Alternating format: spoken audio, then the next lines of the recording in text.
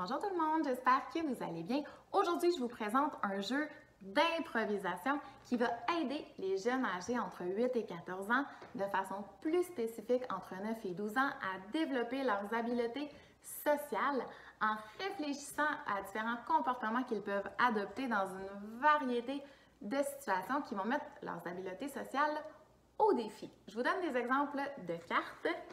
Donc ici, je suis le plus jeune joueur, je commence, je pige une carte et cette carte-là va déterminer l'improvisation que je dois réaliser en impliquant un autre des joueurs selon la mise en situation. Je vous donne un exemple.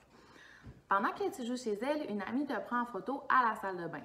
Elle montre la photo à sa grande sœur en riant. Cela te dérange. Que dis-tu à ton amie? Ce qui est intéressant, c'est qu'on peut improviser de façon très simple, mais on peut aussi utiliser la petite roulette qu'on a fournie dans le jeu qui va déterminer la façon avec laquelle on va improviser. Donc, supposons que j'arrive sur la case rouge, je dois jouer l'impro en n'ayant aucune émotion, aucune expression faciale. Sur la verte, je dois jouer comme si j'étais un petit bébé de 1 an ou de 2 ans. Sur la jaune, en ayant beaucoup d'émotions, beaucoup d'expressions faciales. Et sur la turquoise, de la meilleure façon qui soit. Donc, la façon la plus positive à mon avis. Alors, je choisis un autre joueur qui va jouer mon ami et je peux jouer, supposons que je tourne la roulette et j'arrive sur le rouge.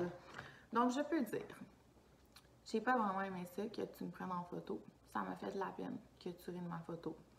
C'est un exemple de l'improvisation. Donc, je vous donne un autre exemple de carte qu'on peut piger juste pour vous donner un aperçu du type de situation. Ce matin, tu avais apporté ta tablette électronique dans ton sac d'école, même si tu n'as pas le droit. Alors que ton père vient te chercher en fin de journée, tu remarques que ta tablette a disparu. Tu te l'es probablement fait voler.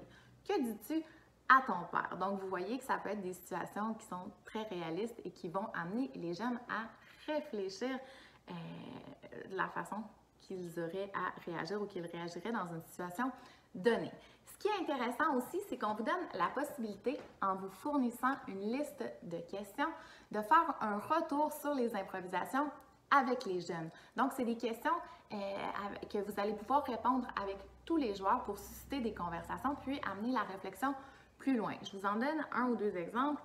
Pendant l'improvisation, quelles conséquences ton comportement a-t-il eu sur l'autre personnage et est-ce que cela t'a surpris?